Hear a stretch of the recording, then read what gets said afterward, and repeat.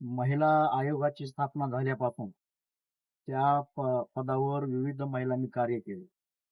परंतु आता जी घडामोड झाली आणि ते पद रिकामं झाले, त्या पदावर आम्ही सर्व शिवसंग्रामी मावळ्यांची तर मागणी आहेच की ज्योतिताई मेटेंना हे महिला आयोगाचं पद, अध्यक्षपद द्यावं म्हणून.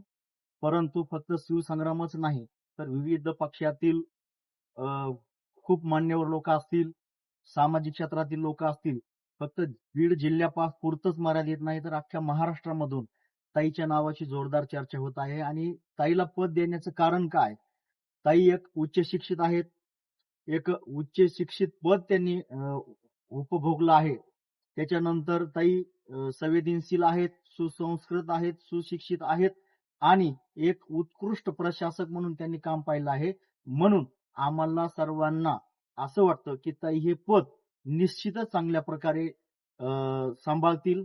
आणि एक सांगायचं झालं तर शेवटी महिलांचा जो काही अडीअडचणी असेल ती महिलांपेक्षा जास्त दुसरं कोणी समजू शकत नाही.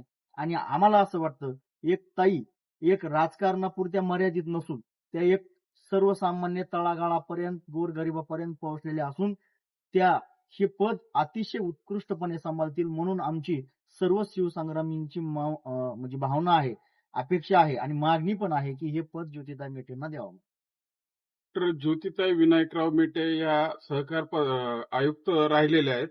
सहकार क्षेत्रातील सगळ्यात मोठं पद हे त्यांनी म्हणजे त्या पदावर काम करण्याचा अनुभव आहे त्यांचा. त्याबरोबरच बऱ्याच लोकांचं म्हणणं आहे की कायद्याचं ज्ञान असणारी महिला त्या ह्याच्यावर राहावी. तर मी सगळ्यांना सांगू इच्छितो की त्या फक्त MBBS नाहीत, तर त्या LLB आहेत. त्यांना कायद्याचंही ज्ञान आहे. त्यामुळे या पदावर, या रिक्त झालेल्या महिला आयोगाच्या पदावर फक्त डॉक्टर ज्योतिताई विनायकराव मेटे याच न्याय देऊ शकतात. यासाठी सरकारनं त्यांचा गांभीर्यपूर्वक विचार करावा व या पदाला न्याय द्यावा. ज्योतिताई विनायकराव मेटे या उच्च शिक्षित आहेत. सहकार विभागात अपर निबंधक, महाराष्ट्र राज्य सहकारी संस्था मुंबई या पदावर कार्यरत होत्या. त्याचप्रमाणे त्या MBBS आहेत आणि सामाजिक आणि राजकीय जाण असलेल्या त्या व्यक्तिमत्व आहेत. आणि अशा व्यक्तिमत्वाला राज्य महिला आयोगाचा अध्यक्षपदी नियुक्ती करावी अशी मागणी शिवसंग्रामच्या वतीनं आणि बीड जिल्ह्यातील सर्वसामान्य लोकांच्या वतीनं आम्ही करत आहोत. आणि त्यांना अध्यक्षपद करावं ही सगळ्यांची इच्छा आहे असं आम्हाला वाटतं. महाराष्ट्रातून एकमेव नाव पुढे आलेलं आहे, ज्योती विनायकराव मेटे.